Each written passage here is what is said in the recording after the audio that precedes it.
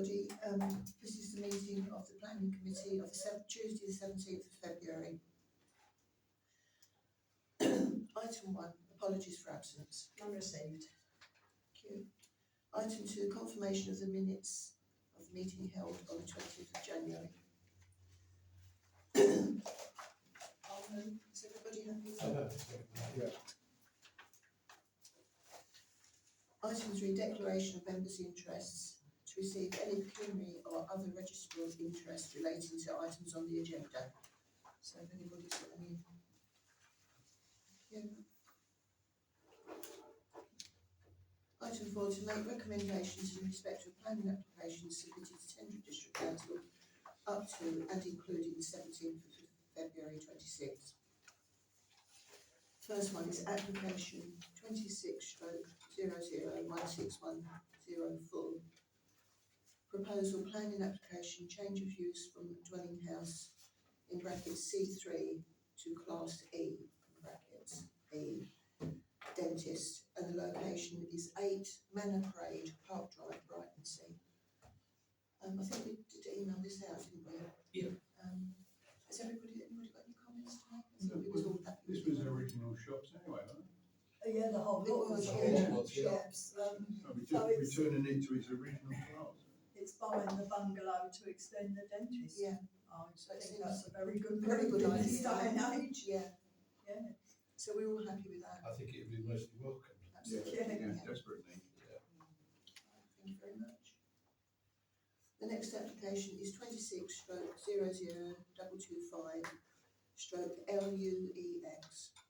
And the proposal is application for lawful development certificate for extending use of development to confirm the use class as Class E, formerly B1, light industrial, and storage specifically including the use of hand power tools. And the location is the Yard, Lime Street, Brightonsea. This is one we've had this before, haven't we? But it's now been reduced to just light power tools rather than. Yeah, the original planning was thrown out. Yeah. There was an upgrade planning to allow it to turn it into a Yeah. proper industrial unit, which we've rejected in some Right. tendering. And I think we've got a member. I think we've got a member of the public that would like to Yeah, speak to us about that. yeah, If you definitely. would. Um, Do you want to come back? If you Come want up and sit down. Yeah, sure thing. If you could just say your name. Joshua Beattie. And yeah, it's splitting hairs now is what they're trying to do. There's an email that they've forwarded in the application alleging things that the head of planning and planning enforcement has said. They're splitting hairs and trying to define hand tools and power tools, and it's basic things that even the council seem to not be getting right. I messaged HSS, which he's quoted in here, and HSS say a hand tool, in general, hand tools are tools powered by the manual effort rather than electricity, batteries or compressed air. Examples, hammers. I went to the Office for Product Safety Standards, who HSS recommended. A hand tool is essentially an implement powered by the physical effort of the user. A power tool utilises pneumatic, hydraulic, electrical or chemical source in addition to the physical effort. So why are TDC even entertaining this splitting of hairs? And in this email, it's very incriminating. The commission say hand tools only for a reason. It's literally in people's back gardens. This new application, they've not included the sound test this time because in the previous one that was thrown out, it was incriminating and said that it would cause harm. The other reason, which shouldn't be accepted, is the state of the lane, and it is an absolute bog down there. The owners of the lane have turned up deliberately, and I've got it on video and photographic evidence, tearing up the lane, doing wheel spins because they're upset. It's extremely childish behaviour. But they're asking for an updated, what should it be now? And I've heard it entertained B8 storage and distribution. Well, Class 10 on that same original document from 1978 says it excludes storage and distribution. It doesn't have a lawful business permit either. It's not to be used as a business or to rent out as a business to different things. Sorry, Can you just slow down? I can't Yeah, write yeah, that yeah. fast. Yeah. So What was the point before? You just made another point. Storage. it excludes storage and distribution in class 10 of that original 1978. It's not even, shouldn't even be used for that. We've also heard it bandied around that it was formerly, and they've even used it in their statement, as a boat repair and buildings. It's never been, prior to 1978, there was nothing there. And that's been backed up by all residents who live by. We've got residents who live backing onto it, have lived there for 30 years, some for 40 years or longer. It has never been used for that. But if you say a lie enough times, some people start to believe it, don't they? So, you know, there's so many reasons why it shouldn't be there. The sound, obviously, it's going to cause disruption. Any power tool, cordless or not, is going to cause a lot of disruption to residents.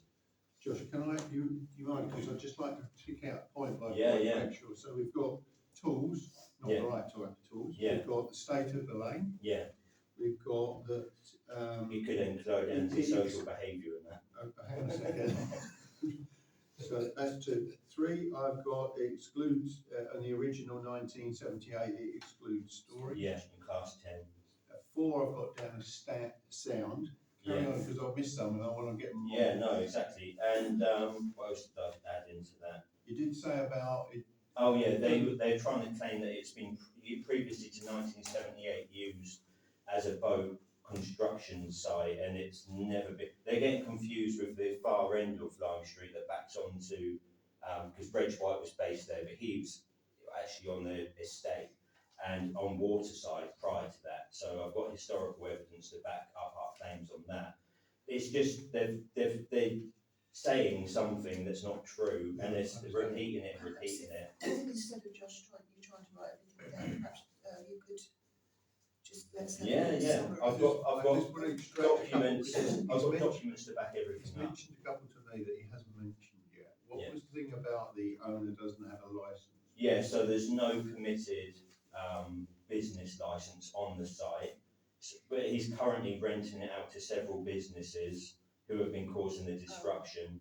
It's not even supposed to be rented out. The site's classification isn't BA storage, and he doesn't have a business permit. It's there to be solely used by the owner because he's the only one who can control the noise that goes There is on. this rule as well about the coastal. Yeah, it's, what we've got and everything. That's haven't we, for right. that one? it's in the coastal Coastal protection bill. Protection. Coastal. I think we find actually though that stops at No, it's in it. what is I've got across that. the road. Yeah, it's in it. Yeah, Is it starts in our back gardens The coastal halfway down. protection. Coastal protection bill. Belt, really. It's in Belt, that, yeah.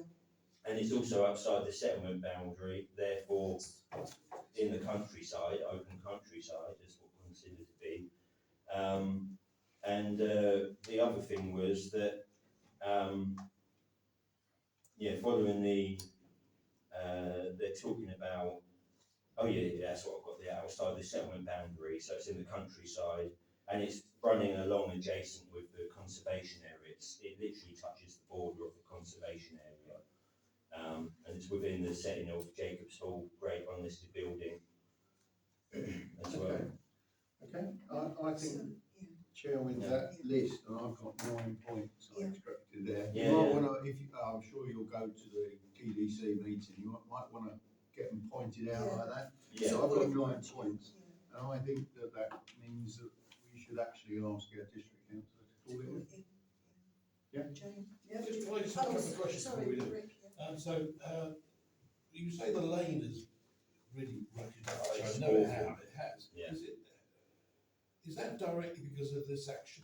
it's partly to do with that. There are other people using the lane, but the lane they've deliberately been wheel spinning. They've been driving up onto my verge on the widest part of the lane, Yeah. driving onto my verge and wheel spinning. I've got video evidence of it What as would well. be the use in doing, what It's malice. Oh, it's just malice. Malice. I couldn't quite make it out Yeah. myself. The Lime Street has always been notoriously Yeah. in the winter. Yeah. Yeah, and it floods in the winter. Yeah, We did have a storage boat storage yard down there in 72 to about 75. Mm. And in my recollection, there was never a boat building company No. down there. There was storage, Yeah, a caravan storage. and that's the designation for storage is all on the non-residential side. Residential side, and then that was only the winter, it was not allowed in the summer. Exactly. That was quite strictly controlled, so I firmly remember there was no boat building company there. Yeah. Jane, We're trying to catch up after being missing for a week. I actually emailed John Payman G yesterday, basically asking him. just for the video, can you say who John Cambridge is? He's the planning enforcement, hold on, I can give you, he's head of planning and building control. So just really asking him, could he give me an update on what was going on? The lane was being turfed up, they were turning up at 5:30 in the morning. So really, and he just come back and he said, regarding the situation of Lime Street, unfortunately, there are no specific planning controls that restrict the type of vehicles or the times they can use the street. But bearing in mind, Lime Street has a covenant on the non-residential side that you can't, there's no movement of caravans or boat storage between November and March for this particular reason. The lane turfs, you know, it's so muddy and swamped basically. So he's actually saying, however, I want to assure you that the issue of unauthorised use and conditions is now being addressed formally. Now, if you remember the last planning application that was refused, they have to give them a time limit to appeal. That appeal is now, time limit has come to an end, so enforcement is now beginning to take place because they're breaking the rules of what they've got basically. He went on to say, in the meantime, I would strongly encourage you and others to make representation to the Public Rights of Way at Essex County Council concerning the condition of the footpath. They have a duty to keep the path open, and representation could be valuable. I have also sought to raise this issue with them myself this morning, so yesterday morning he made contact with him over the same thing. Okay. While I'm not certain of any bearing I may have, it does add further pressure for them to examine and address the situation at this location. The new application made is a certificate of development rather than a standard planning application. And it names the certificate lawful development application for lawful development certificate for existing use or development to confirm the use classed as Class EG3, formerly B1, and storage specifically including the use of hand power tools and the address. This is an interesting approach and we are considering this with caution. If there is evidence or not for the use is the simple question. But even if it is found to be true, we are unclear as to what this gains the business as the conditions will still apply.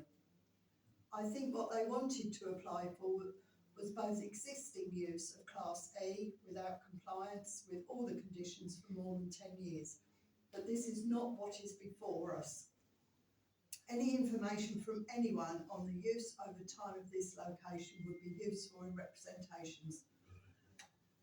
So then speaking to him, he's more than happy we're calling it in again, if that's the way it went. I asked him, you know, we asked outright on this. The original plan is for one unit, so part of the conditions that are being broken is the fact there's 4 units there. Yeah. 4, possibly 5. So I'm again all for that if the committee would like that we call it back in for the same reason. Also, going back, Essex County Council refused the previous application because it would increase the usage of a public footpath, which is quite a big thing. I think we need to build on. I'm more than happy if it's called in. I'm more than happy to speak on it. As councillor is aware, I've got to have an operation, don't know when. So if they're happy, I will call it in, and Graham Steady will step in for me if I'm Do not you available. think it'd be beneficial if we contacted Prow as well, the football people as well? I think he is asking I would strongly encourage you and Yeah. others to Yeah, make representatives to the yeah. public rights of our Essex County. So So I as a do think, council? as a council, So we, yeah, So we get Tracy to Yeah. we write. should Yeah. make representation to them to say it's Yeah. a public footpath, you know, Yeah. you can't use it. Yeah. so shall we do that from the planning committee? I think so. Yeah, I think Yeah. so. Yeah. And I just wonder if, Rick, you wouldn't mind writing down what you've just said? Because Yeah. they've asked for somebody that's Got experienced with the area, you can say that there hasn't been a boatyard there when you were operating. No, that's right. Well, I can also say I live down there. I Yeah. have my land registry document with the date of it signed, and it was never used as boat storage. Mr. Owen had it. You never even heard him there. Have you got something?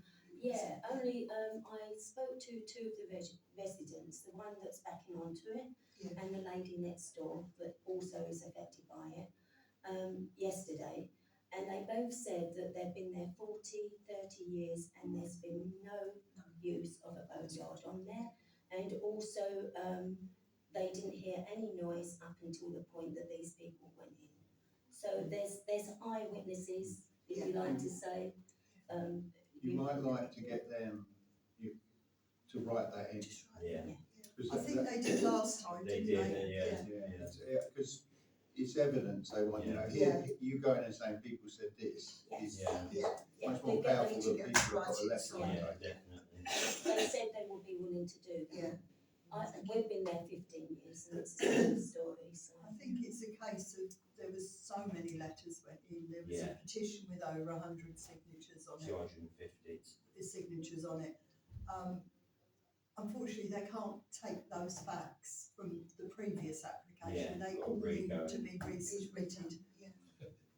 The Sorry again. petition was never ever submitted because it wasn't needed. And that John Patman Gee did say to me personally, hold on to it. Yeah. Meaning I could use it at a later Yeah, date. I'd use it. Yeah. Okay. Sorry, just for Andy's sake, how close is this to your property? Within 30 metres, but I'm not the closest. The closest one is 14 metres, an elderly couple, and then the ones next to that 16 metres, and the same the other side. It's ridiculous. It's literally in someone's back garden. Sound, just my perspective, sounds to me like someone's trying to manipulate Yeah. planning and rules to Yes, run a business that they shouldn't be running in that It's a wedge, residential area. 100%. it's a wedge, isn't it, trying to start something? Yeah. Yeah. You know, my argument is, if Mr. Towner believes that this is acceptable in a back garden, why doesn't he put an application in his back garden? See how his wife would like it and his family, or his neighbours, they wouldn't accept it, would they? And why should we? Thanks very much, Thank Joe. you, thank you for your Yeah, time. Appreciate Thank you, it. So how should we proceed with, obviously, with events? We're going to call it in. Tracy's got it all. I think the usual thing, it was the refusal by Essex County Council is a big one. Grade 1 listed building. Yeah. You know, All the- all of Got the 10 usual. items. No, no fault. Run out of paper, yeah? Right. Can we contact Public Rights Away Essex County? Yeah, yeah, we need to write to those straight away. Okay, thanks very much, everybody. But I can give St Tracy a little note. Yeah. Because we definitely had them Yeah. early 70s. Yeah. I sold it to Hickman, actually. Yeah. About 75, 76. Okay, anybody else got anything to, shall we look on there? Mhm. Item 5, and these are to confirm the recommendations that we previously agreed by email on the following applications, which were, application 26/00 133/full FUL, proposal, planning application, proposed external ramp and means of escape from existing fire exit doors. The location was YMCA at 55 High Street. Can Right, I- you see, sorry Jane, yeah. I need to declare on that, I'm a committee member of the YMCA, so I won't vote. Yeah, you did declare I on the did email declare, anyway. yeah. But the the other people decided to support, we don't need to do another vote, do we? We supported it anyway. So that was that one. The item, I thought we had another one there, we didn't. Item 6, to note the following appeal decision, which was application 25/01028/FUL, location 7 Seaview Road, Brightlingsea, and this decision was dismissed on the 21st of January. I think we received the notes about it, didn't we? I don't know if everybody's managed to read it. So that's dismissed. I think that's it, yeah. So I think we've finished there and close the meeting. Okay, thank you. 10 to 11.